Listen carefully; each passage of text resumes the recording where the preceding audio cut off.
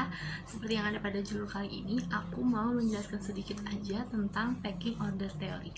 Daripada lama-lama, langsung kita simak aja yuk.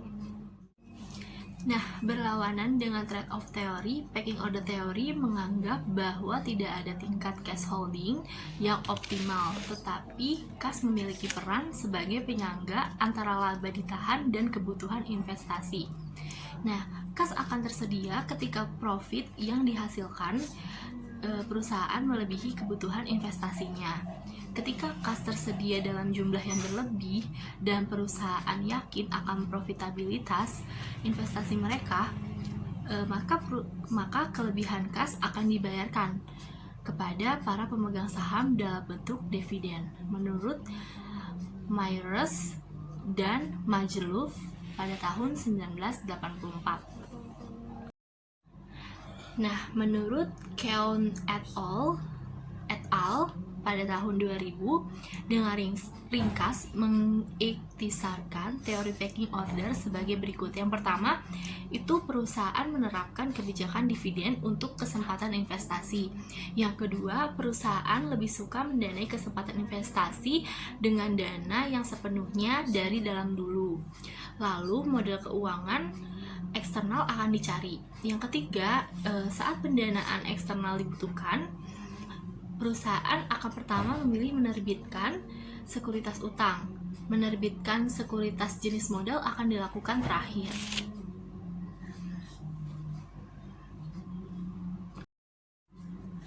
Nah, di sini pecking order theory mengemukakan adanya urutan sumber dana dalam pembuatan keputusan pendanaan perusahaan.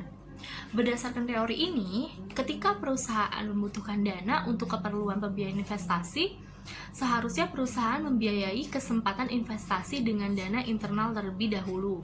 Jika keperluan untuk investasi tidak bisa didapat dari pendanaan internal, maka perusahaan akan menggunakan pendekatan eksternal dari utang sebagai sumber pendanaan kedua. Nah, dan ekuitas sebagai sumber pendanaan terakhirnya. Di sini ada beberapa kaitan yang berkaitan dengan variabel dependen. Yang pertama itu ada cash holding.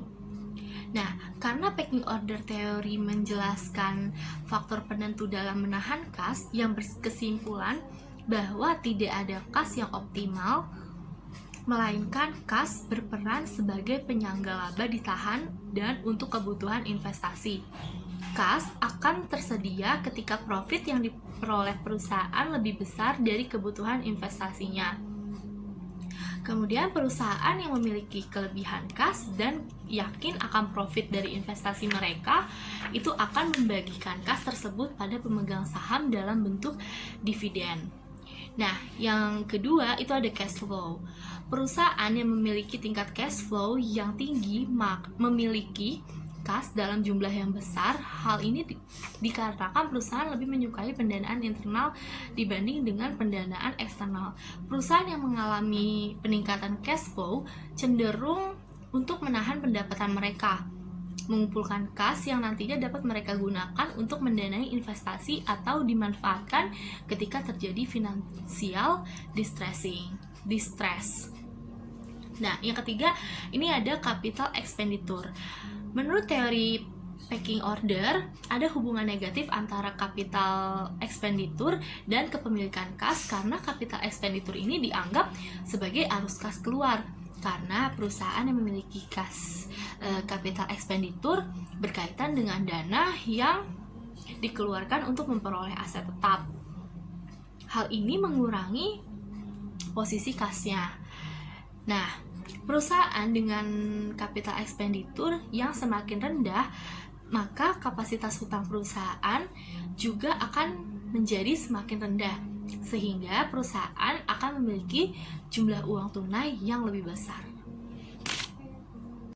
Mungkin segitu aja sedikit penjelasan tentang pecking order theory dari saya. Kurang lebihnya mohon maaf. Wassalamualaikum warahmatullahi wabarakatuh.